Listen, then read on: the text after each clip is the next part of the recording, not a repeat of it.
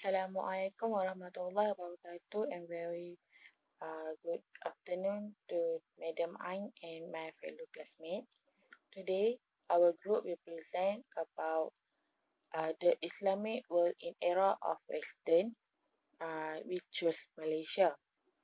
The group member is Nur Arifah Munirah binti Azhar, Nur Hanana binti Muhammad Yusof, Nur Syahira Asra binti Inum, and Nurul Hanis binti Ahmad. So for the introduction, a collection of states on the Malay Peninsula and the island of Singapore that were brought under British hegemony or control between the 18th and 20th century are loosely defined by the word British Malaya. So British Malaya is also to the federated and unfederated Malay state which were British protectorate with their own local ruler as well as the state settlement which were under the jurisdiction and the direct rule of the British Crown after a period of control by the East Indian Company, unlike the term British India, which include the Indian princely state. The terrorists were not put under a single unified administration prior to the establishment of the Malayan Union in 1948, with the exception of the immediate post-war era when British military officers became Malay temporary administration.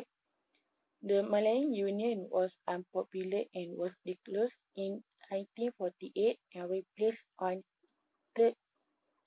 1st August 1957 by the Federation of Malaya, which became fully independent. The Federation, along with North Borneo, Sabah, Sarawak, and Singapore, formed the large Federation of Malaya on 16 September 1963. In 1771, when the Great Britain attempted to set trading posts in Penang, formerly part of Kedah, and British first became formally involved in Malaya politics. In 1819, the British colonial Singapore and the world at the time is full charge of the terrorism. I will explain about political in Peninsular Malaysia. From the late 18th century, the British started to assert their influence on the Malayan Peninsula. Indirect rule in Malaya began when the British East India Company (BEIC) acquired Penang from Sultan Abdullah of Kedah in 1786 in a way to enhance and control its lucrative trading route between China and India. Sultan Abdullah offered to lease Penang to the BEIC and franchise right. However, the inability to interfere has severely undermined British power in Malaya for several years, even as the British design arrangement has led to the removal of Siamese from areas of the Malaya state that have been threatened. In addition, some Malaya rulers and the Chinese business community welcomed the British security position. They considered that only the British could protect their interests.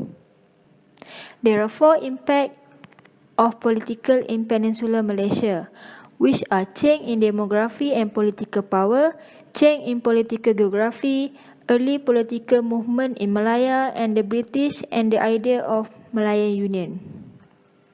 British interference in Malaya has changed the demography and political geography of Malaya.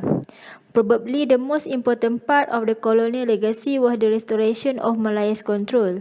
The British brought Chinese and Indian immigrants to Malaya to supply workers for the burgeoning tin and rubber industry. However, the British were unable to exert extensive influence over the immigration and work of Chinese male labor. The other significant argument is that the influence of colonial rule has weakened the political control of the Malay rulers. Change in political geography. British law has also reshaped the political geography of Malaya. In the FMS, religious, cultural, and customary affairs were ruled by their own Malay rulers or sultans.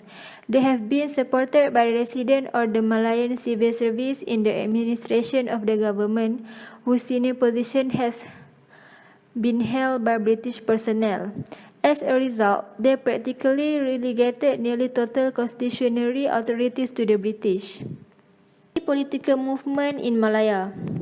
Because of the change in government and stage that the descolation of society, the marginal political position of Malay rulers lead to a greater political roles.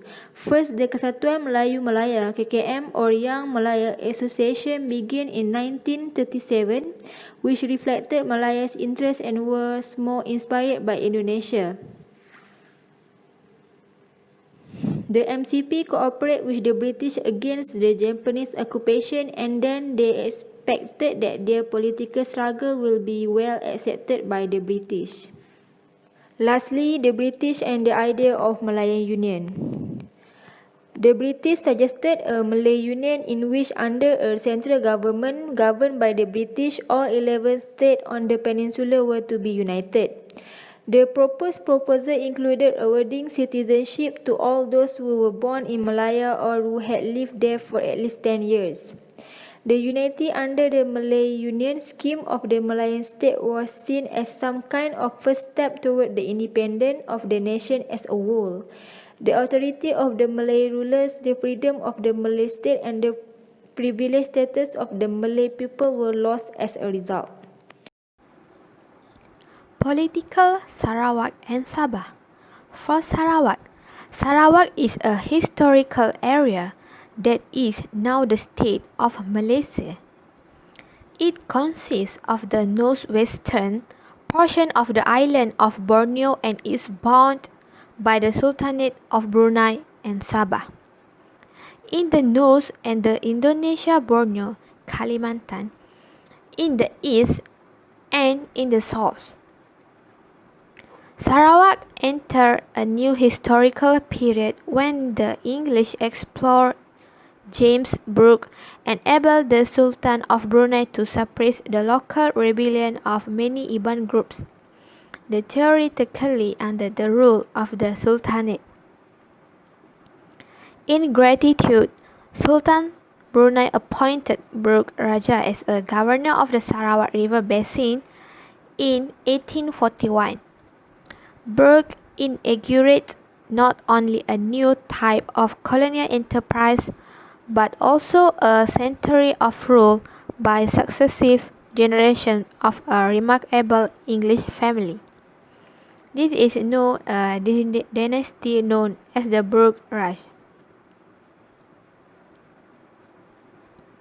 For Sabah, Sabah is the state of East Malaysia, which forms the northern part of the great island of Borneo and borders Sarawak, known as South West and Kalimantan, or Borneo, Indonesia is known as South.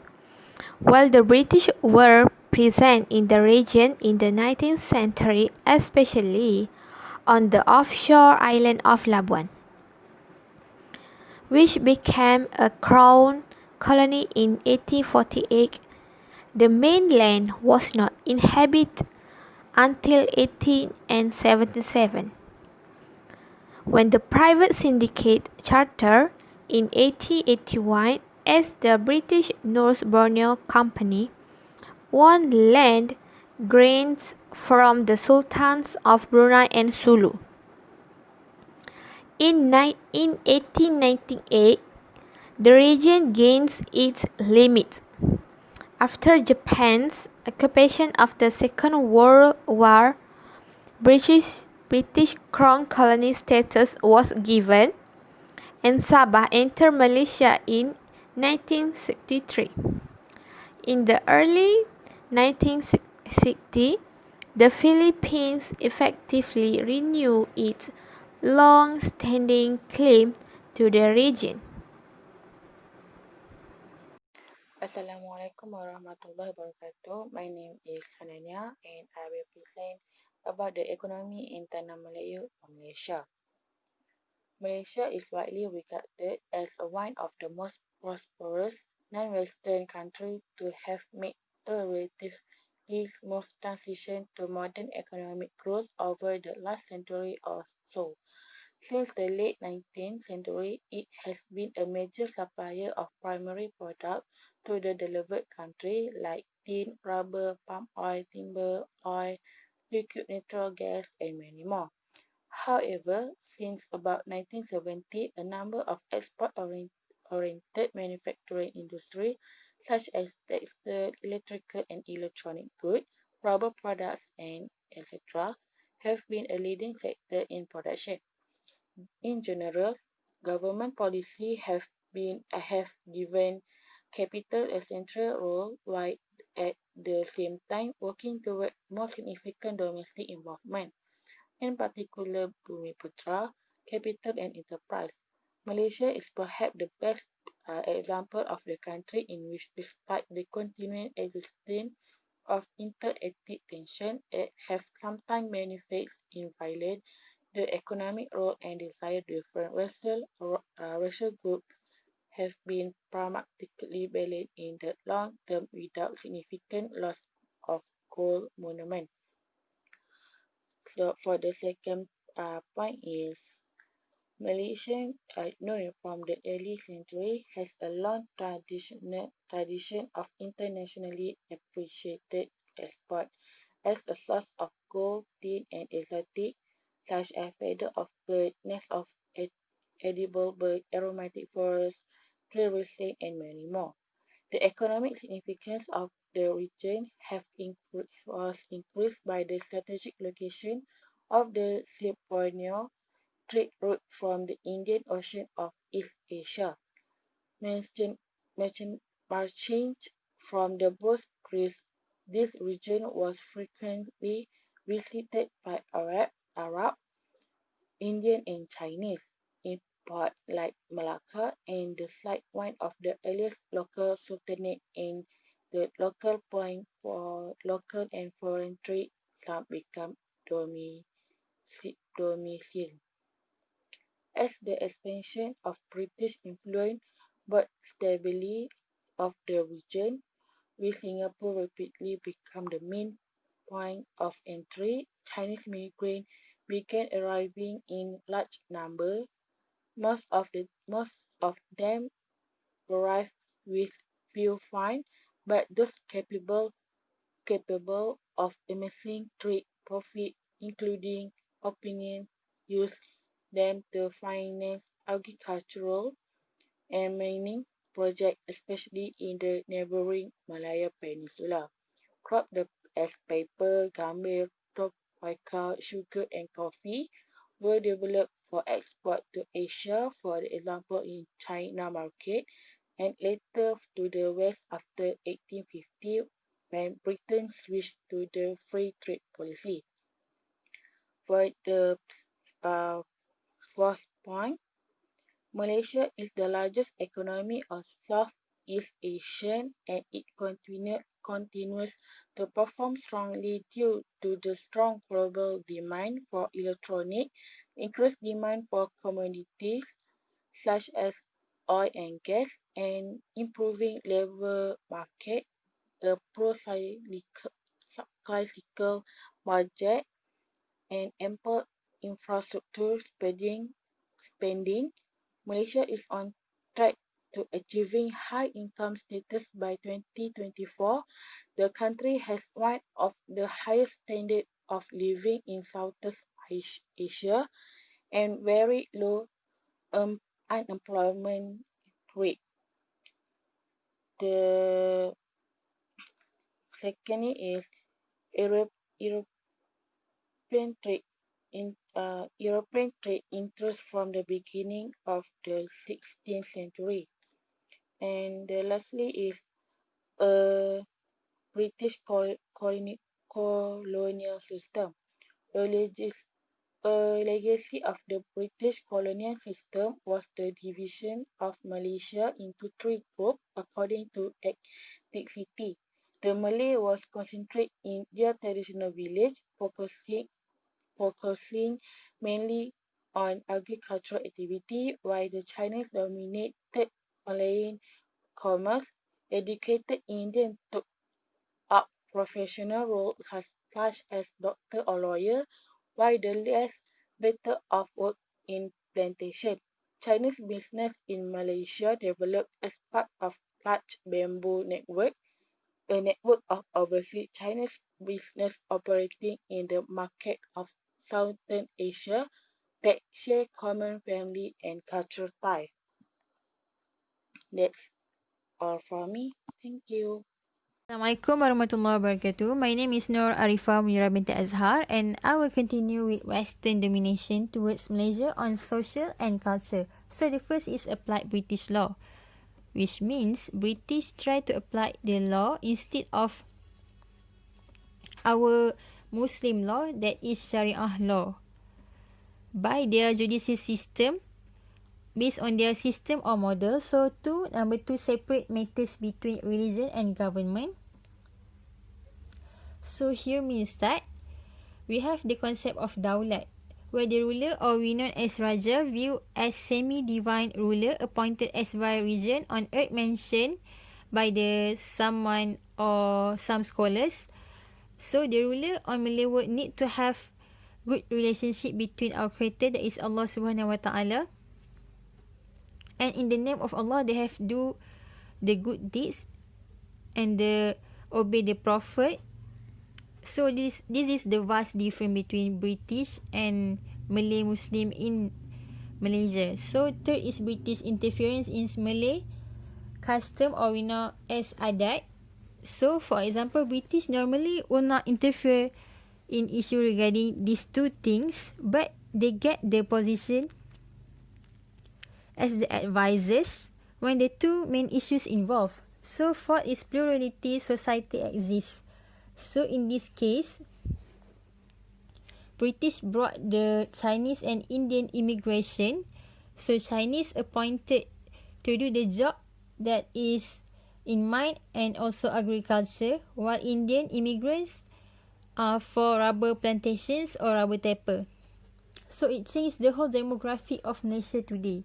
So five is vernacular education system. So from the plurality that I mentioned before, the education system also changed so huge. So it means that we have school for Malays, Chinese and Indians, and also the school that offered by the British, that only the rich and well can attend that school.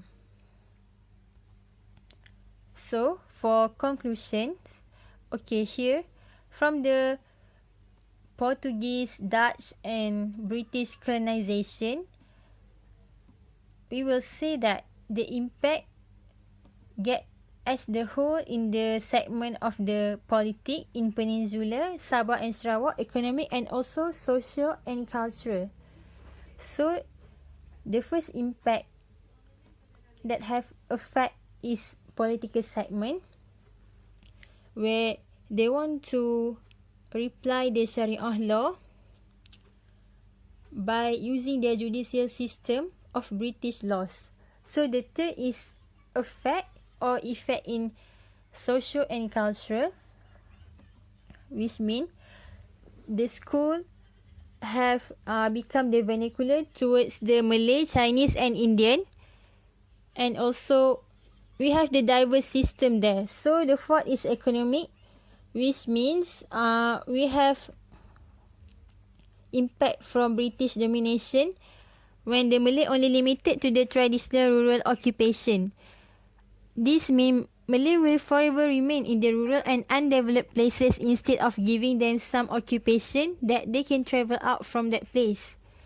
And then, if they can catch a glimpse that actually British downgraded Malay and Muslim races in many ways, that Malay itself always failed to sense it during this era. So Malay that lives in Malaysia should take a really precautious action to make sure the ethnic never face the same difficulty again in the future. So I think that's all from our group. Thank you and Assalamualaikum.